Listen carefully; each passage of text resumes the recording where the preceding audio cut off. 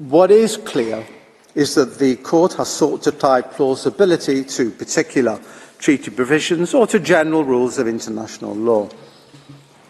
The Court has also considered claims of fact in this context as well as law, such as the finding as to whether Equatorial Guinea plausibly used the building at 42 Avenue Foch for diplomatic purposes. In this case, the Court did not limit itself to considering where the applicant plausibly held the rights in question under international law, but extended the field of inquiry to include consideration as to whether it was plausible that the respondent had breached the rights in question. This approach appears also in Ukraine and Russia, where the Court concluded that, on the basis of the evidence presented by the parties, it appears that some of the acts complained of by Ukraine fulfil this condition of plausibility. In other words, the Court was prepared to consider not only the question of the plausibility of rights,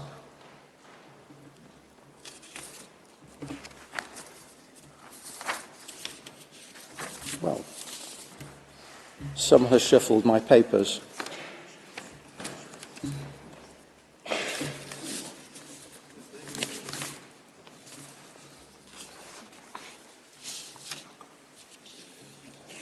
Well, but also the question of the possible breach of such rights.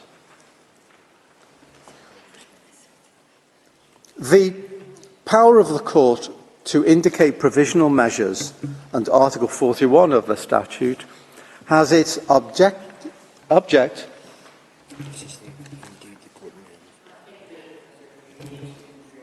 Yes, someone thought that my speech was a pack of cards.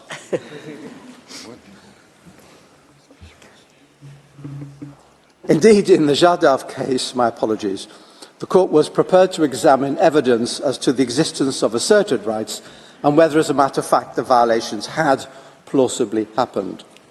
The final point to be made in this section of my pleading is simply to underline the obvious point that the Court needs to consider the relevant respective rights of both parties, the respondent as well as the applicant. Article 41 provides that the purpose of the provisional measures is to preserve the rights of either party.